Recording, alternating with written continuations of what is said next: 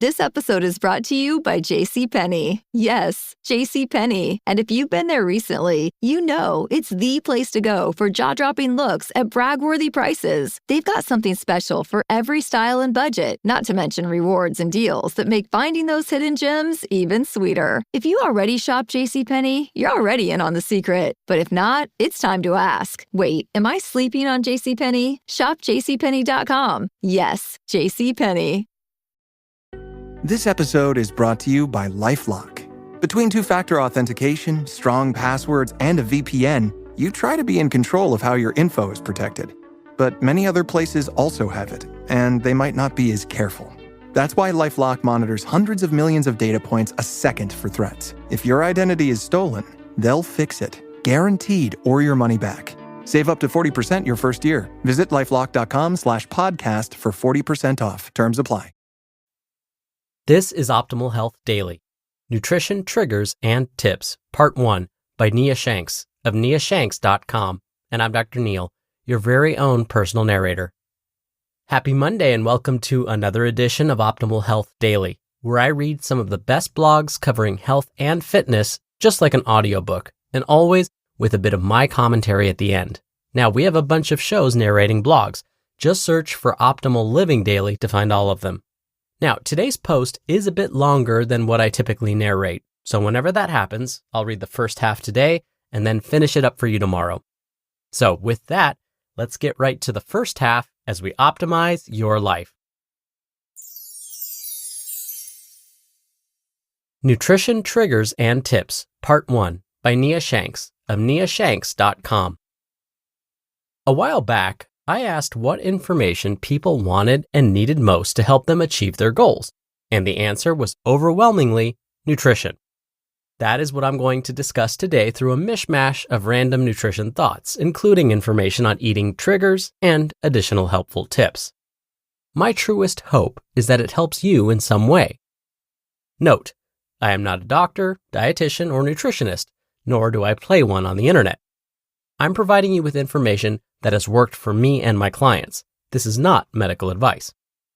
The majority of the people I work with, at least 80%, have a history of disordered eating habits or experienced a poor relationship with food, and I receive numerous emails on a weekly basis from people who share similar stories. Since I battled disordered eating in the past too, I keep this in mind when I discuss nutrition. It's my experience that individuals who have had poor relationships with food in the past or present need very simple, flexible nutrition guidelines, as opposed to rigid rules. Please bear those facts in mind as you hear this article. My primary audience is individuals who have had or are currently battling disordered eating habits or have a poor relationship with food. Eating triggers. My sister and I were talking about nutrition the other day, and we have similar triggers and eating habits. For example, we are both very hungry at night, and that is when our temptations or cravings are more likely to kick in full force, and this appears to be common with many of my clients too. Personally, it doesn't matter how much I eat during the day. It could be 1 or 2 large meals, and I'll still be very hungry at night. Now, this could be due to hormonal changes that naturally occur throughout the day, but regardless of the reason, I am always hungry at night. For my sister and me, the evening can be an eating trigger because that's when we are most susceptible to give in to cravings. Identify your eating triggers. No, it may not be fun to do, but if you have any struggles with food or just want to improve your food relationship, I highly suggest you take the time to identify your personal eating triggers. What emotions trigger you to eat, even if you're not physically hungry? Is there a time of day that makes you more prone to poor food choices or overeating? Do you have any domino foods? A domino food can be described as a food that you start eating and can't stop. Think of it as the potato chip expression, bet you can't eat just one. Please keep in mind, domino foods aren't just items like potato chips, cookies, or junk food. They can also be natural foods. As an example, I used to have problems with things like almonds. I wouldn't eat a small handful, I would eat almost an entire bag. How to address your triggers. Once you determine your personal eating triggers using the tips mentioned, it's time to take action and get things under control. In the case of Domino foods, I suggest you either exchange them for a different food, like an apple instead of chips, if your Domino foods are in the junk food category, or take steps to control portion sizes. For example, if almonds are one of your Domino foods, I suggest you take a handful and put them in a bowl and do not eat them straight from the bag. Get out how much you want and then put the bag away. This is something I must do with things like trail mix and ice cream, two of my favorite treats, or almonds, or really anything else that comes in a container. If I eat straight from the bag or container, I'll want to eat the entire thing, even if I'm no longer hungry. Many have the mentality that they must clean their plate just as I do, even if they're eating from a bag or container. So the easiest thing to do in this situation is to stop eating directly from the bag or container. Don't put yourself in a situation where you know you may lose control. A little planning goes a long way. People will argue the effectiveness of my following recommendation, but it's shown to work for my clients and myself. What do you do if a big dinner is coming up that you know won't consist entirely of meat and vegetables? Or what if you just feel like cooking some comfort food? I'm from the South, so that means something like fried chicken and okra. If I know I'm going to enjoy a large meal for dinner that doesn't consist primarily of natural foods, I'll just limit what I eat during the day. For example, I may just eat some smoked salmon and a cup of cottage cheese. Protein, after all, helps greatly with satiety. And I'll drink a lot of water throughout the day. Perhaps something came up unexpectedly, and I indulged in some homemade baked goods or sweets. This actually happened yesterday. I enjoyed some, well, quite a lot actually, chocolate-covered strawberries and chocolates.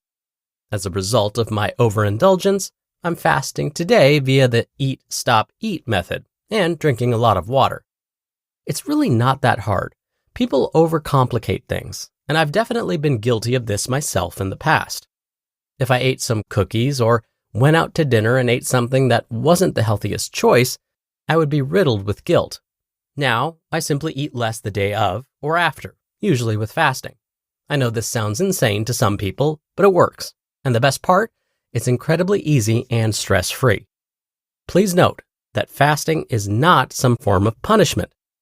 If you use fasting as I suggest, you absolutely should not view it as a punishment, because that just adds fuel to the bad food relationship fire. To be continued. You just listened to part 1 of the post titled Nutrition, Triggers, and Tips by Nia Shanks of niashanks.com, and I'll be right back with my commentary. Oikos presents 15 Seconds of Strength. Here we go. Steve's got a trunk full of groceries and no one to help him. Oh, that's tough, Jim. Looks like a 5-trip load at least. He grabs the first bag, the second. Bob, it looks like he's trying to do it all in one trip. He shimmies the door open, steps over the dog, and he stumbles. Oh, right into the kitchen without missing a beat. Jim, now that's a man who eats his protein-packed Oikos. With 15 grams of complete protein in each cup, Oikos Triple Zero can help build strength for every day. Oikos, stronger makes everything better. At Capella University, learning online doesn't mean learning alone. You'll get support from people who care about your success, like your enrollment specialist who gets to know you and the goals you'd like to achieve. You'll also get a designated academic coach who's with you throughout your entire program.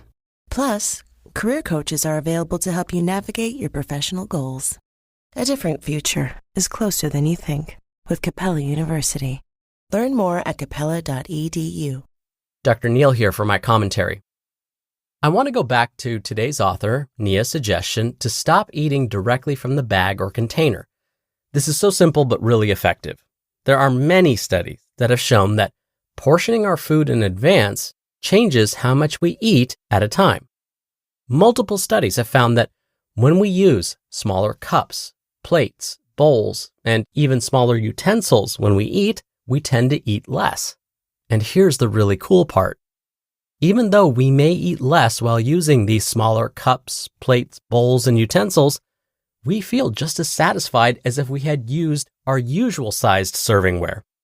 So instead of eating out of the entire bag of chips or popcorn or almonds, if we grab a handful out of the bag, put the bag away in the cupboard, and just stick to the handful we portioned out, we'll have eaten a much more reasonable portion and feel just as satisfied, but without the potential guilt. Try it out and see if it works for you. All right, that'll do it for today. Thank you so much for listening every day. Thank you for sharing the show with others. And of course, I'll be back here tomorrow to finish up this post. So I'll see you there where your optimal life awaits.